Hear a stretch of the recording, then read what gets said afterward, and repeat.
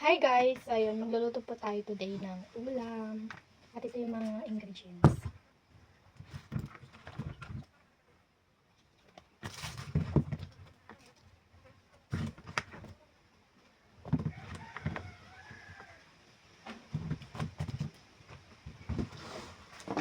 At magluluto din tayo ng kanin. Bago tayo magluto ng ulam, unahin muna natin yung kanin. Pero wala pa siyang hindi ko pa nalagyan ng bigas kasi may laman pa siya guys. Kaya ilalagay natin dito sa Tupperware.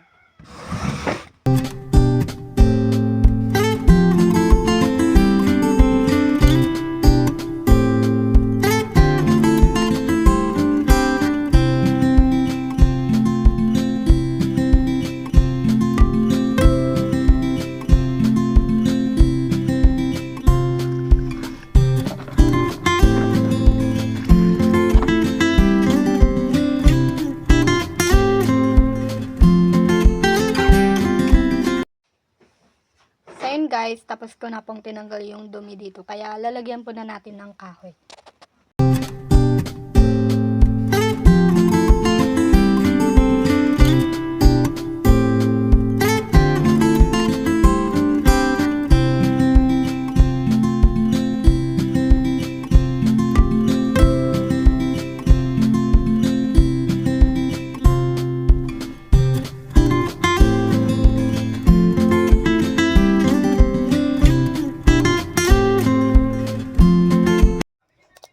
So, ayun guys, isasalang ko na po yung kaldero dito sa kahoy.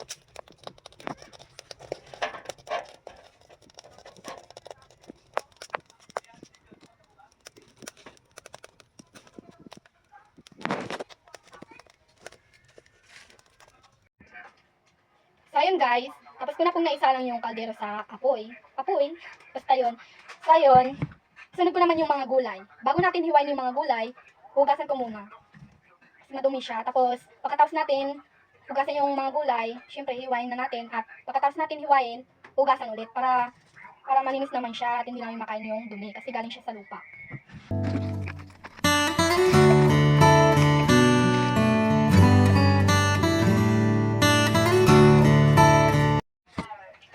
So yun guys, tapos ko na pong nahugasan yung mga gulay. And bago ko hiwain yung mga gulay, tingnan ko muna yung niluluto kong kanin baka sunog na.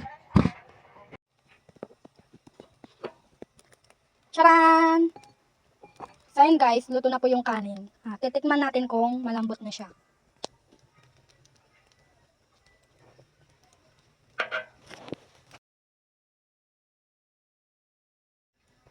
So yun guys, tatanggalin ko na po yung kaldero baka masunog yung kanin.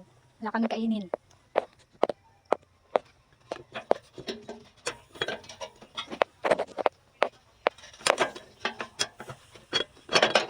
Ay!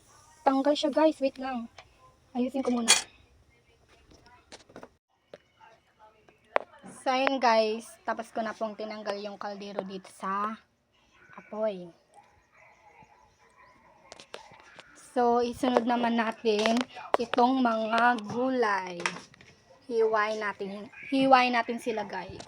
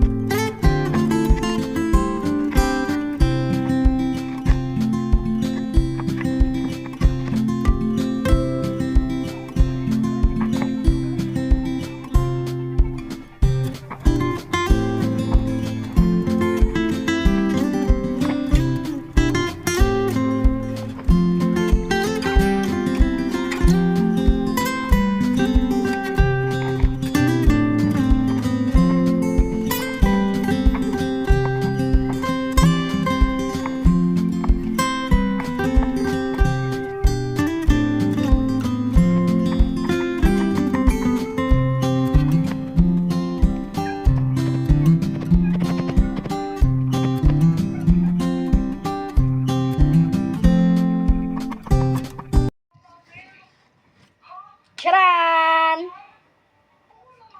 So, yun. Tapos ko na pong hiniwa yung mga gulay. Tapos, kanina, inugasan ko yung mga gulay. Tapos, ngayon, another ugas ulit. Para malinis sila at hindi namin makain yung dumi kasi galing sila sa lupa.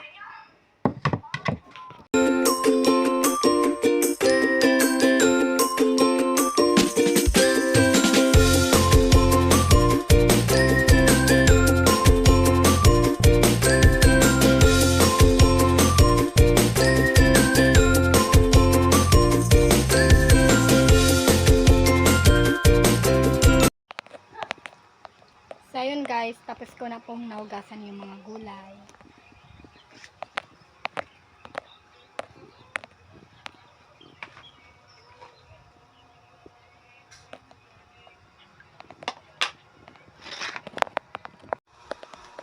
So yun guys, ang unang ilalagay natin yung palayok.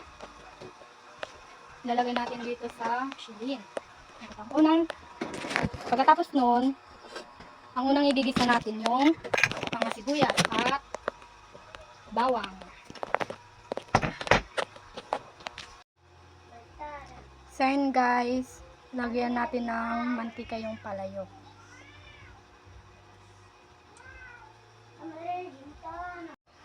So, mainit na po yung mantika. Kaya ilalagay na natin yung sibuyas dito sa palayok.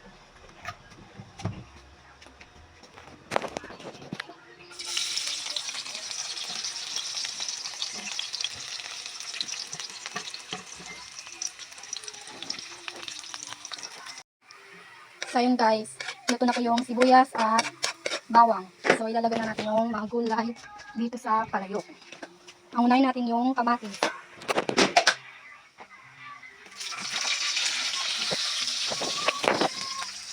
Painahin natin yung apoy. Okay. Ay, hindi masunog yung niluluto natin.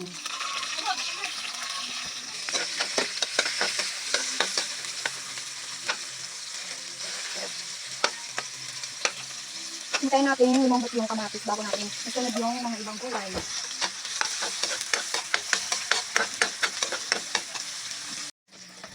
So, ayun guys.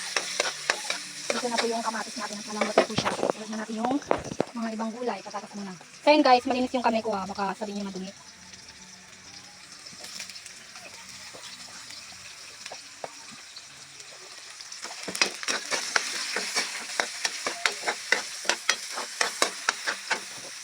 So, ilagay ko na po lahat ng matirang gulay.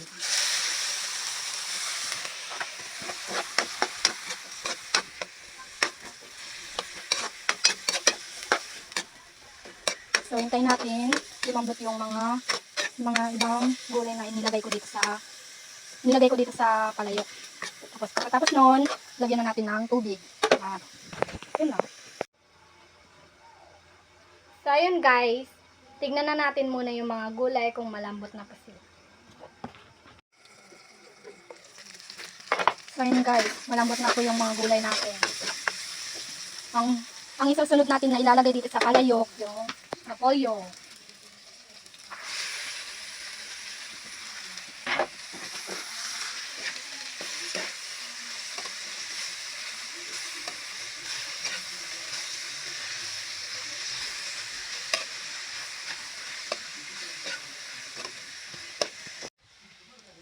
Next na ilalagay natin yung tubig.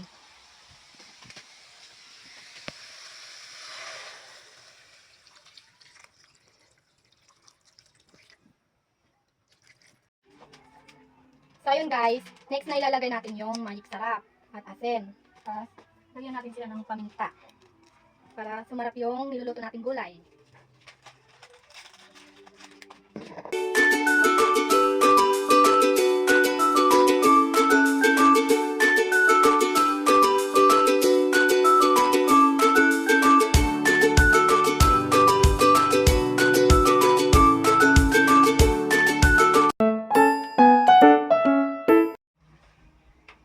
So, habang hinihintay ko na maluto yung mga niluluto kong gulay, syempre, sasayaw muna. Ganito ako guys kapag nagluluto ako. Sumasayaw ako, kumakanta ako, ganun. Para sumarap ang ating nilulutong gulay.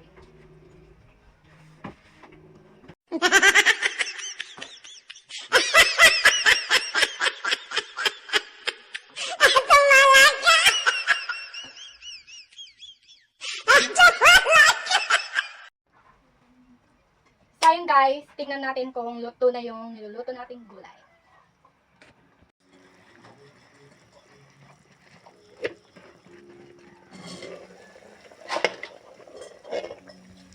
So, ayun guys, kumukulo na yung niluluto nating gulay. At tikman natin siya kung malambot na yung niluluto nating gulay.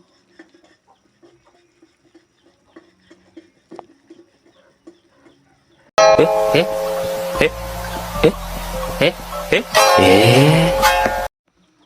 So ayun guys, luto na po yung niluluto nating gulay. So patay na natin yung apoy. No, you're all that I want beside. So ayun guys, hanggang dito na lang po ang aking vlog. Bye!